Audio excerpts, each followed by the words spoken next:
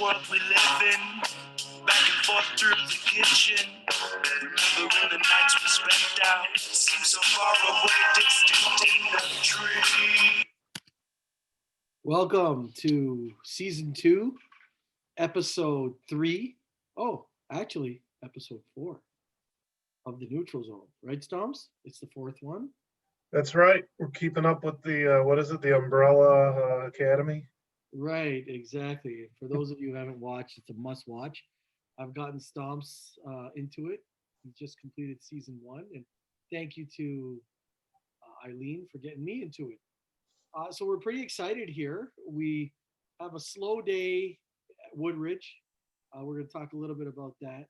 Stomps will share kind of what happened with the initiative to try to get us to play at Woodridge today, and we're going to cover some things, some exciting things in the world of professional sports, and we'll get to Palatine, Woodridge, talk a little bit about the Masters, and then we'll close off with any injury updates, and we might spotlight some players along the way. But we're just going to go free flowing here, Stomps.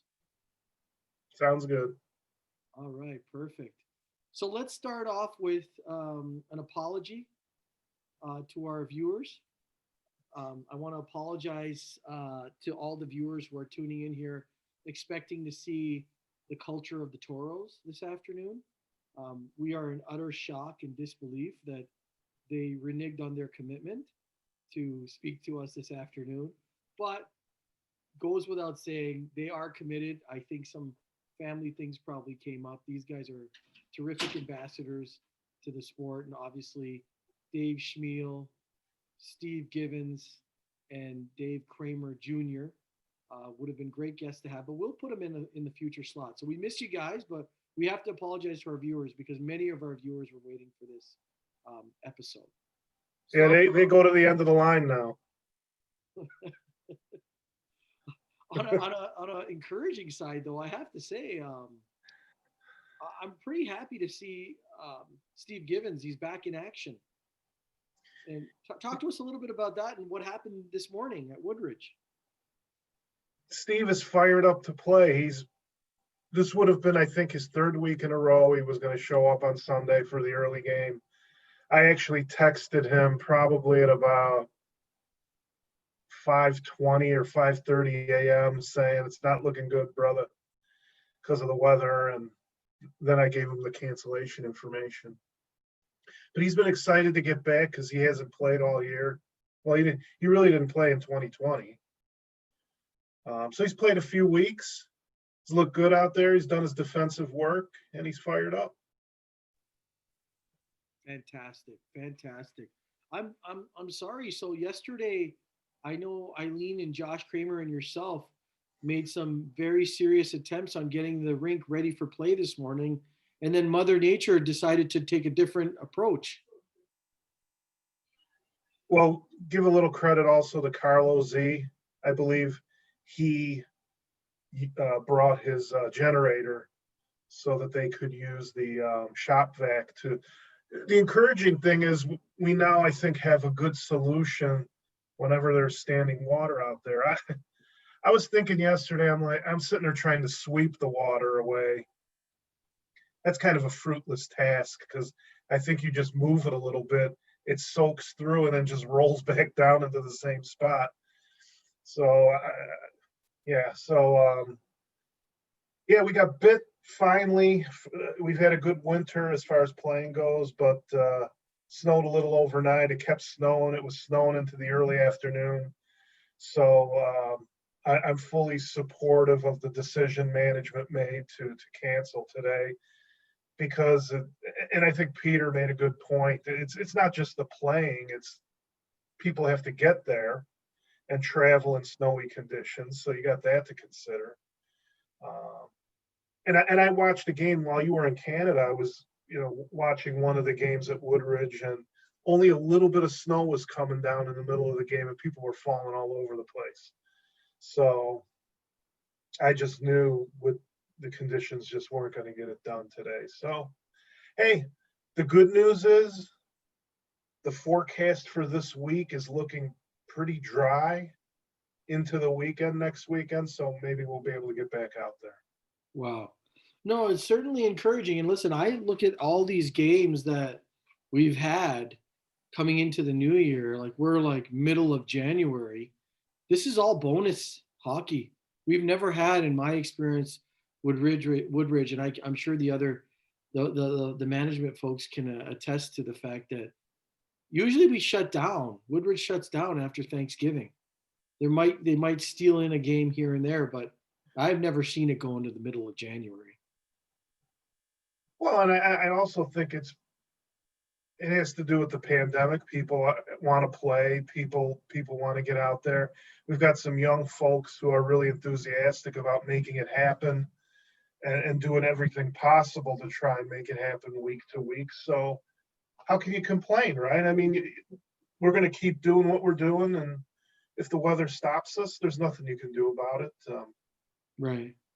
So that's it. Well, I mean, I think for those of you who are very motivated to play hockey throughout these times, there's three or four, I even beg to say five possible options in which you can get involved. And there's obviously between Woodridge and Palatine, there's a couple of blocks of time to play.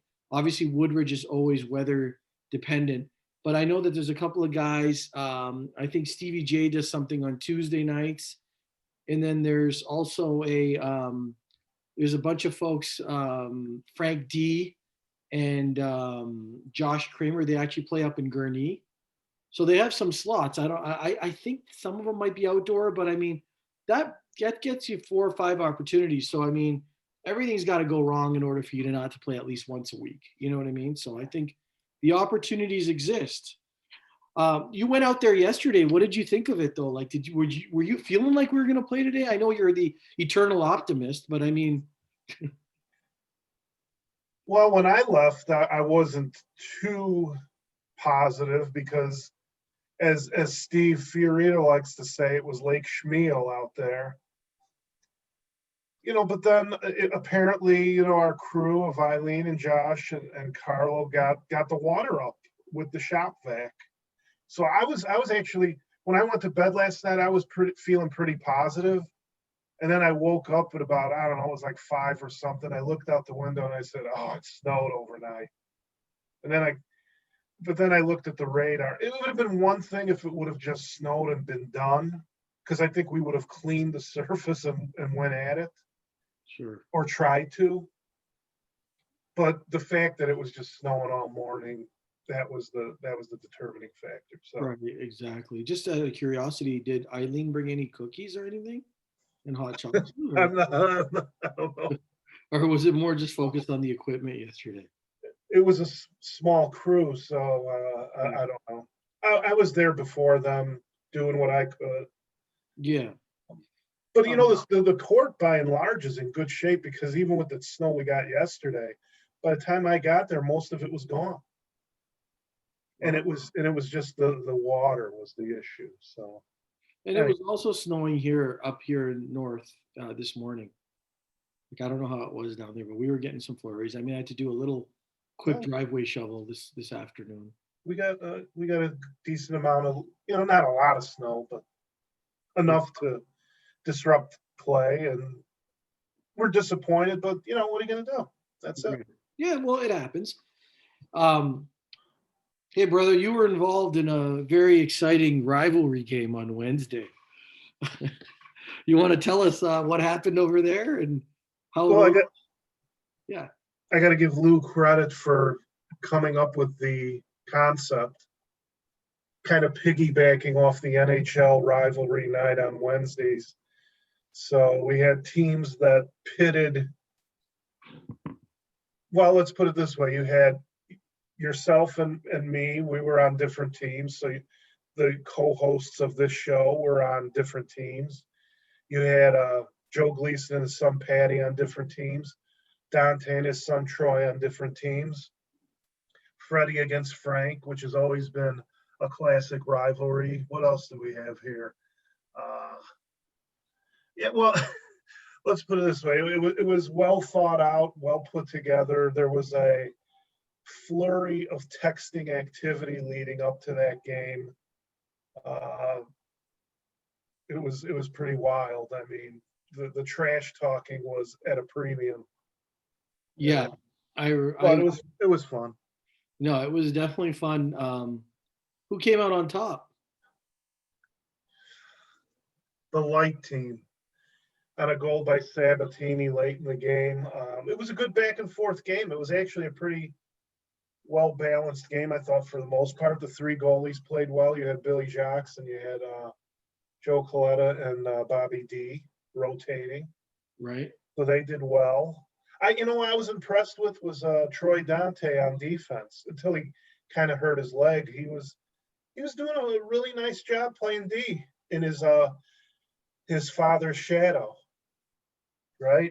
He did. Unfortunately, there was some talk between me, Gleason, and Switek at the beginning of the game because he was adamant about playing D. He didn't want to play forward, and we needed a forward. But he ended up, he was adamant, and he proved that he can play defense. I mean, he's pretty he knows how to play. Let's just say this: like he doesn't need he's not an elementary player. Let's just say that he's got some skills. So we're happy. Sorry he got injured as well. I agree with you. It's too bad because we were doing pretty well. We had the rivalry of Dan Bruner and Brian Ganutek, which is a more recent rivalry that's starting to emerge. I don't know, where's that one come from? Is there some friction there? I'm not aware of it. Whatsoever. Both of those guys were talking afterwards that there's definitely not a rivalry. I think Lou just kind of put those guys on set. They actually played really well together on the 9-inch males, and they've had some chemistry together. I think the fact that they have chemistry together, they wanted to split them up, or Lou wanted to split them up. But what was an interesting rivalry he came up with Sabatini and Josh. I thought that was an interesting one because both guys are pretty gritty and determined, right? Two hustling guys, two energizer bunnies, I like to call them. You just wind them up and they go. So yeah, definitely those two. A major rivalry that's I don't think it's ever going to go away is a rivalry between Todd Polson and Eddie Del Castillo. Yeah, I mean, and those guys played well too. I mean, I thought everybody. I mean, I thought it was a good game. And I know our good friend Ronnie Coletta, he'll probably take it to his grave that it was a different score than everybody else said the score was. He disagreed with. Right. But Ronnie, we love you, buddy, but you got it wrong. We did lose that game by a goal. But he was keeping tabs on the Canadians and the Leafs. On the bench? Oh, yes. Yeah. Yeah, he did make a bold prediction that the Canadians were going to beat the Leafs that night. I kept quiet because, I was confident. I was silent and confident. And Montreal ended up blowing a lead and the Leafs went and won that game in overtime. So sorry for you, Ronnie, not sorry for me. Hey, one thought here. We wish our best to Latham. Unfortunately, he had to leave the game early. I think he's just recovering now. I hope to see him back. He'll be out of action for a few weeks, but he's a tremendous utility player. He can play goalie, defense, and forward. So we can't wait to have you back, Latham. So wishing you the best, buddy. Right. Yep. Agreed. Any other comments on Rival? What do you think Lou's going to do for the next one? He's got to come up with some themes here. That's a good question. I don't know. Are you curious to see what he's going to do for Valentine's Day? Well, even in the rivalry game, he said it pitted lover against lover, and I tried to get that out of him, but he wouldn't say who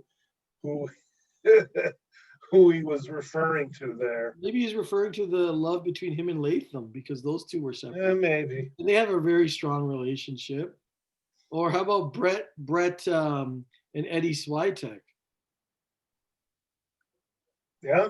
They have a good relationship too. No, I mean, listen, I was going to ask you on air, and I'll put you on the spot here during that game. I understand both you and Billy Jacques were suggesting that I would need some disciplinary review for some things. And we don't have Billy Jacques here. We're going to bring him on a future show. But what was the nature of those comments? I'm just kind of curious. And now that I have you on the air, Well, there was, and I honestly, this is not from my observation, but others said, like Billy said, you had passed through the crease area and gave him a little shot, a little nudge. There was some cross checking and just some little bit of chippiness going on. And that was pointed out after the game. I honestly didn't see anything egregious happening. But I think, I think Nav, you change a bit during the heat of games. Your competitive streak and everything else kind of really comes to the forefront, and you play hockey. I mean, some people take exception to stuff. Whatever. I wouldn't take it too seriously. I'm not taking it seriously, but I mean, in terms of competitive, I agree. But in terms of, the disciplinary requirements or needs, I think I would just chalk that one down to fake news. So anyways, thank you for clarifying that. On the note of Billy Jacques, Wednesday was his return from COVID. He has successfully gotten a negative test, and he returned to action. How do you think he did as his first game back? He was fine until he got on our team and at the late stages of the last period, and I think you guys sniped 3 past him, ultimately getting the win. So no, but I think you, like I said at the beginning, the 3 goalies all look good. It was, for the games we play there, it was. What was the final? It was either 7-6 or 8-7, which is. No, I think it was 7-6. I mean, that's relatively low scoring for the type of game, I think. So, tribute to the goalies. I give them credit. Yeah, what we're finding in these games is that because of the restriction on the number of players you can have, we're finding that you get tired a lot sooner. We're going to talk a little bit about that because it's a bigger surface, obviously, than Woodridge.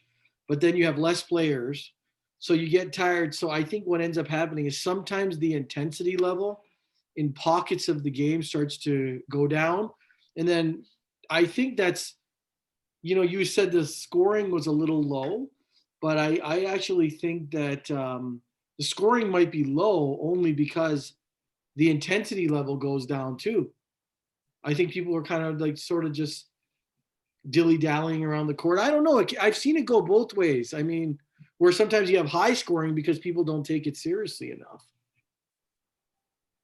I don't know. And don't forget that we were forced to surrender Ganutek to your team for the last part of the game because you guys had both teams had injuries, but I think you had one more. So we sent him over to your side. And sure enough, right away he scores, 2 key goals. So, do you think you guys should have sent somebody else over? Well, no, I'm just saying, whoever made that decision. I mean, obviously, but we came back. To our credit, we came back and tied it with two goals right in a row. Right. You scored late, so I mean, it was fine. Right. I thought it was fine too. What's really good about these games on the Woodridge floor. Let's talk a little bit about that. Yesterday, we had the second of a series of masters practices that Frank Klein is organizing. And it's pretty structured. Like, I know you haven't been able to get to any, and I'm sure you will in the future. But what he does is, after everyone arrives, he ends up doing drills like we do. Yesterday, we did something cool. We did like rapid fire on the goalies. And we had 3 goalies there: Dave Nelson, Billy Jacques, and Bobby Dickinson.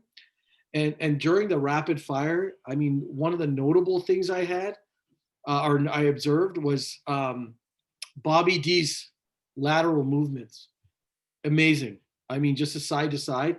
Not to say the other goalies weren't good; they were really good as well.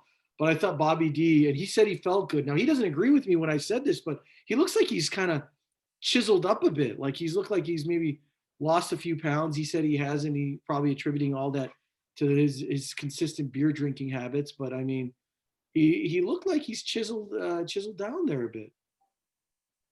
Well, I know one, maybe, but I know one of your big concerns from the prior week was doing the drills in a lack of socially distanced manner. Was that improved upon yesterday? Absolutely not. Absolutely. One guy that I will remain unnamed, and if he's listening to this, I'll just name him.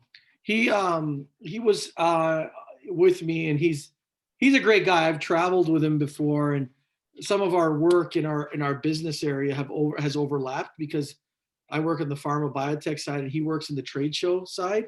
So Bobby Bauer was there yesterday. He was? Yeah, Bobby Bauer was. Bob Eats. Yeah, Bobby was there, and I'll tell you something about that guy. His shot is still very deadly. He's got a deadly shot. He says he's aged and everything, but I love playing with him. He's playing kind of on his off wing on the left wing, so I got a chance to play with him. But yesterday, the reason I bring up Bobby Bauer, in addition to the fact that he was there, was I experimented yesterday with wearing a mask while I was playing, and immediately he was offended by that. And and I hope he's listening. Came up to me and he wanted to make a point that, oh, you're one of those mask guys. And I was like, what do you mean one of those? I'm one of those who just wants to protect my health. But we got a little chuckle out of it. And then at the end of it, he came to shake my hand. And he didn't want to do the elbow bump or the fist bump. He's like, I'm going to shake your hand. So I pulled out my hand. I shook his hand. But you know what I had on my hand when I shook his hand?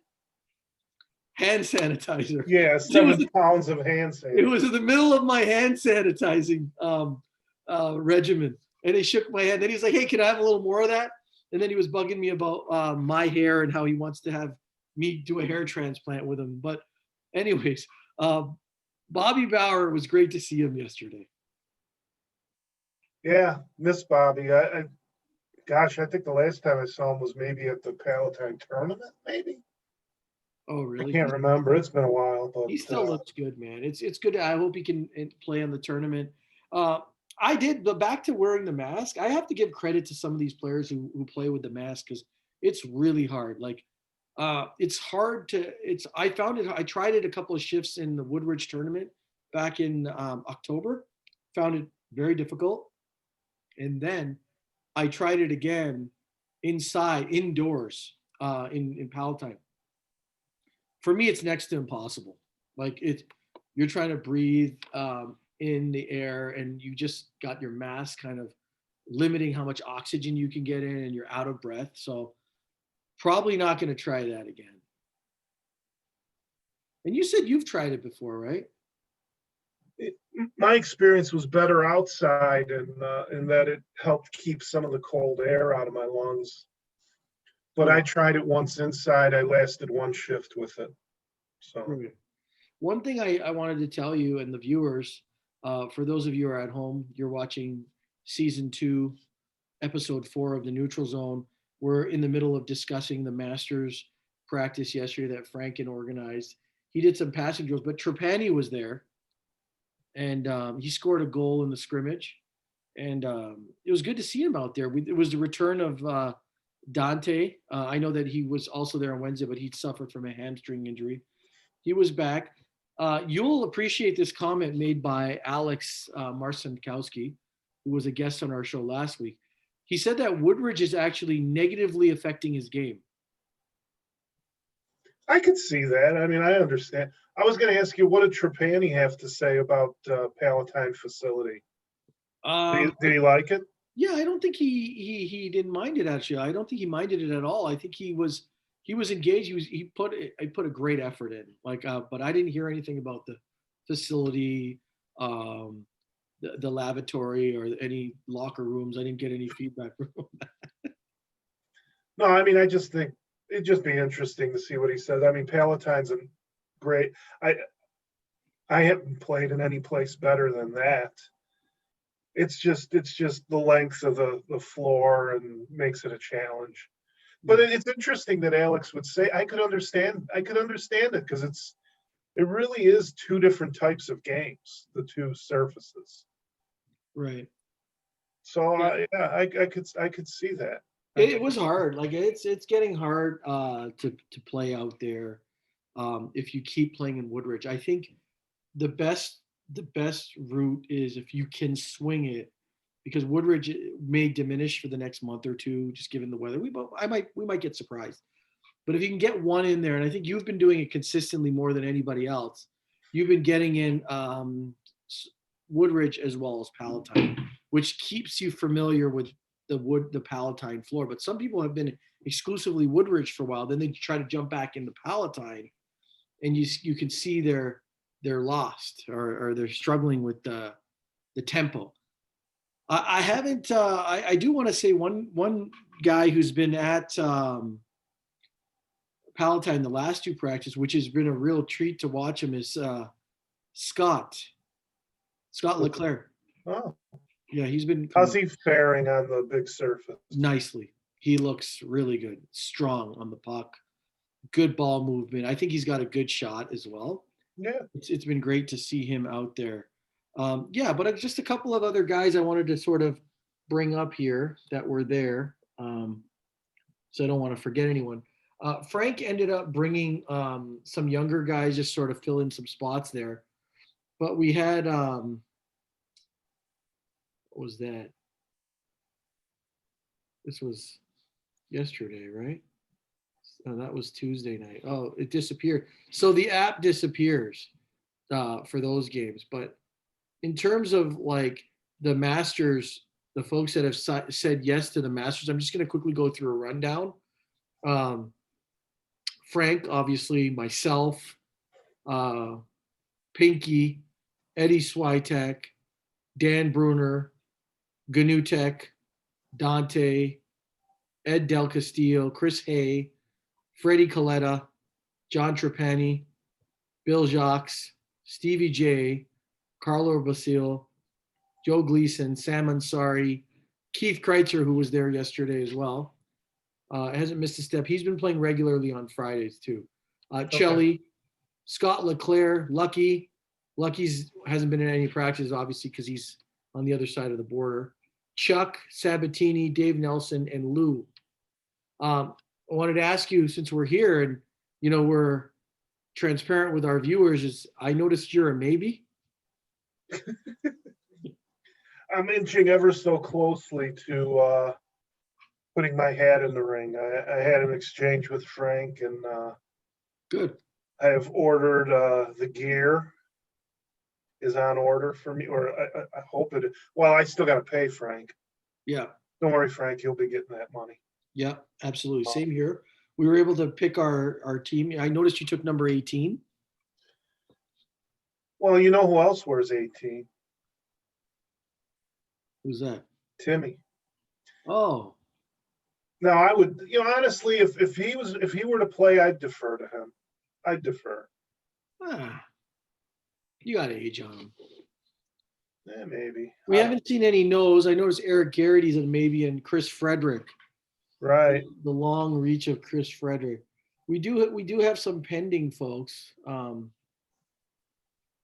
that are showing up to the practice. Obviously, Bobby Bauer, Bobby Dickinson. Brett is still pending. Carlo's pending. I thought Bobby and Carlo have all been yes for the tournament. Not currently in the app. Sure about that? Yeah. A nice name that I see on here as pending is Kirk Etter. Wow. Well, wait a second here. Oh, how do you get to be pending status? I think what it is all the folks that are invited that fall within the Masters, and I think pending means they haven't responded. So pending just means they haven't said yes, they haven't said no. I got it. Yeah. Okay. So I mean, that doesn't mean that they're not going to play. That doesn't mean that they are going to play. That means that they have to make a decision on what their status is going to be. But again, the tournament will be held between April 9th and I believe April 11th, Right. 2021 in the city of brotherly love, Philadelphia.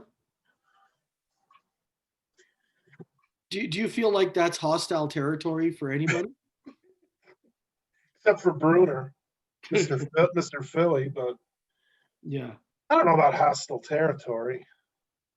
I've spent many days and nights in Philly on business trips. So, although I did have an incident once there where we were walking the streets of Philadelphia, and a guy came up to us and literally offered us free tickets to go see the Phillies game that night, whoever they were playing. Here, I'm going to give you these tickets. But we had other plans, so we said no. And this guy got all angry that we weren't taking his free tickets.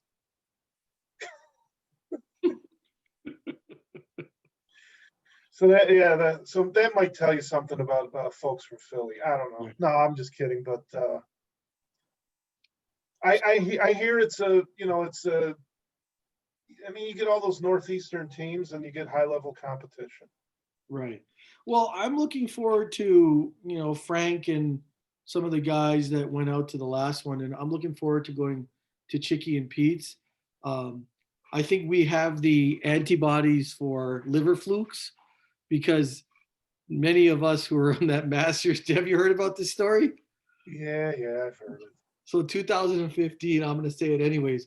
We all went to Philly, and something happened to our stomachs, and we ate these crab fries at Chicky and Pete's.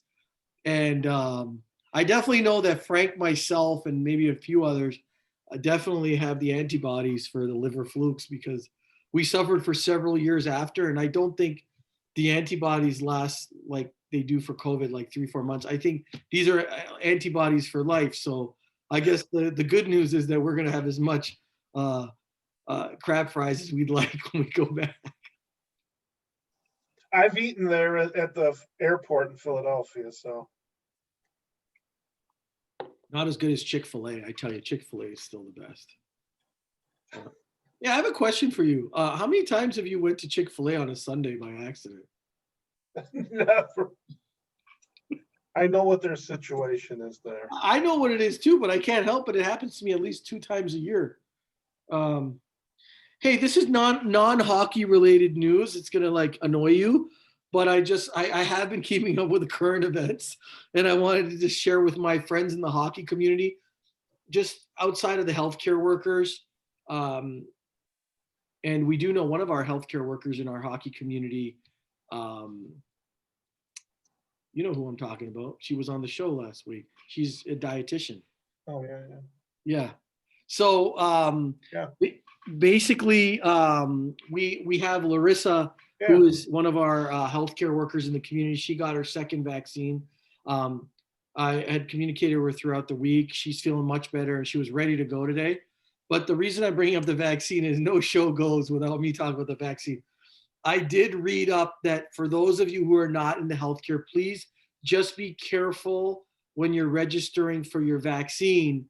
If they start asking you questions about your social security number or your bank account number, do not give that information because many people have been, experiencing some fraud, victims of fraud. And it's sad that on something so important to society that involves health and well-being, there's still those parasites of the world that go after people. It's just disgusting. I'm sorry that we have to tell you this, but just be careful, everyone. That's it, Stomps. That's all I had to say about the vaccine. There's always going to be some scumbags trying to prey on the weaker person or the less assuming or the trusting individual. So you're right. You just got to be careful. I mean, there's always these kind of fraudulent activities going on. And to use this vaccine as one is ridiculous. But yeah. And I'd like to say we're a nation of law and order.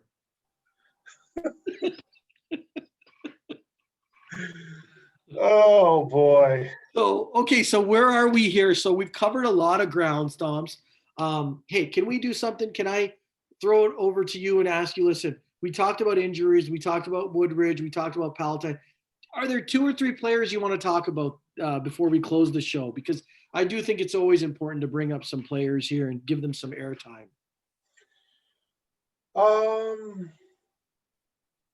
about let's talk about Chris Hay a little bit? I mean, you said he was at Palatine yesterday. I didn't know he ventured into the Palatine world, but Yeah, he was actually at Palatine last week. I think he missed yesterday, but he's been coming out for those Masters practices. But he wasn't there yesterday. so I mean we've talked about Troy and his efforts last Wednesday. Um, I'm just trying to think, all these shows, you try to mention, I don't want to miss anybody. We talked about Steve Givens earlier on this show. One guy I missed in terms of injury is Brian Dudek.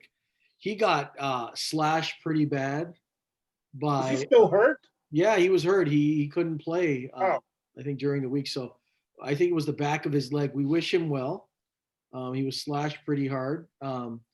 Whoever did that slash is probably going to have to pay the piper, um, or send him like a nice box of chocolates on Valentine's Day. One of the two.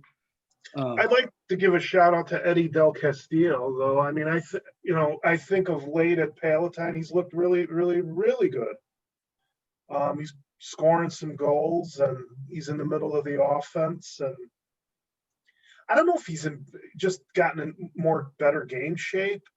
He seems to be moving pretty well out there. I'm kind of impressed. I'd like to give a shout out. Eddie's been around a long time. He's one of the elder statesmen, I think, in our bubble, and yeah, he looks good out there. Yeah. I'll give a shout out to a non-Masters player, but he brings such a great attitude to the rink. I love having him around. Is Jeremy Fredette. Haven't seen Jeremy since the tournament. Right. He's been out there supporting Frank, helping Frank out with, just keeping the games and the practices smoothly running. He's a great guy, man. Like, I'm so glad. I hope he continues to stay connected with what we're doing. I think, personally, I was talking to somebody on the phone the other day about him, and I think he's a future leader of the Chicago ball hockey community. I think he can really keep this ball hockey thing. I know that there's been some concern about the diminishing interest of the sport. I think the pandemic has somewhat revitalized it. Would you agree? Yeah, without a doubt. Without a doubt.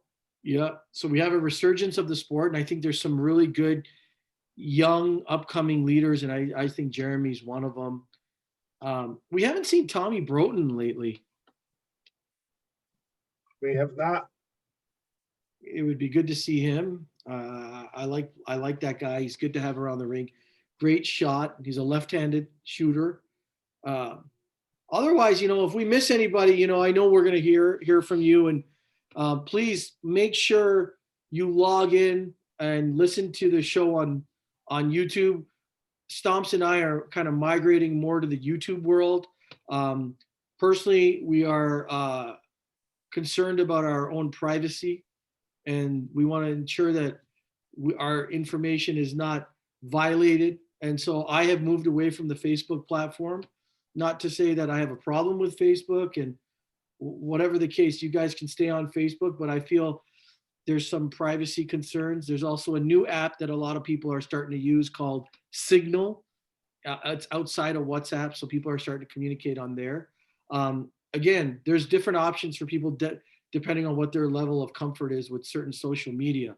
And the social media's been in the news as of late. I think it's important to allow people to have freedom of speech, and once that's taken away, I think it can lead to other things. So I'm a little disappointed in that. I hope that we can continue to have freedom of speech in this great nation of ours. You have a way with words, Nav, I'll tell you. Not that I disagree with anything you said, but it's like we go from talking about hockey to vaccines and fraudulent activities and freedom of speech. Wow. Well, we like to educate our audience, though, too. Right. Stomps. Can't take it for granted. Can't take it for granted. Well, Stomps and I would like to thank you. We got some amazing things coming your way in the coming weeks. We talked a little bit. We're definitely gonna get that Toro show in. We'll have a Valentine's Day episode. I think, Stomps, you wanted to do something for St. Patty's Day. Well, we've thrown out that idea, and I could think of who we'd probably want to have on the show for such a thing. But more to come on that. Right. But yeah, we got to get the Toro show going. Bearcats. Bearcats for sure. Bearcats for sure. We should track down some of the referees at Palatine and have a show with the refs on. Brian and who I'm trying to think who are some of the other guys that refed out there. I mean, Brian was always. Who's that shorter guy? Is that Brian? With the... Oh no, that's he plays goalie in oh gosh, I can't think of his name now. He's a goaltender on the roller. Oh. Can somebody text either Stomps or I and get us their contact information? So if you're watching, please get us in touch with those referees, because I agree with Stomps. That would be an amazing show, and I'm sure we'd have a lot of questions for them. Oh yeah, I do. Stomps, any closing comments? A man of lots of wisdom and experience. Oh my God. No, it's good talking with you, Nav. We decided to go guest list today and just kind of freewheel it. Hopefully people enjoy it. We'll get back on the regularly scheduled programming next week, and hope to see everybody out somewhere in within the next week, and then we can review what happens. We always look for big things out of our group, for surprises and twists and turns in the world of ball hockey. So we'll see what happens in the next week or so. Yeah, I appreciate that, Stomps. It's been a pleasure. For those of you who watched with us, you tuned in to season 2, episode 4 of the Neutral Zone with Stomps and I, presenting to you a bunch of different topics today. Thanks for tuning in. Please make sure you hit the subscribe button and the bell so you get the videos. This one should be uploaded shortly. It's 3:52 Central Time, expected by 5 p.m. Central Time. Everybody have a safe, healthy, and prosperous week. Good night. Take care, everyone.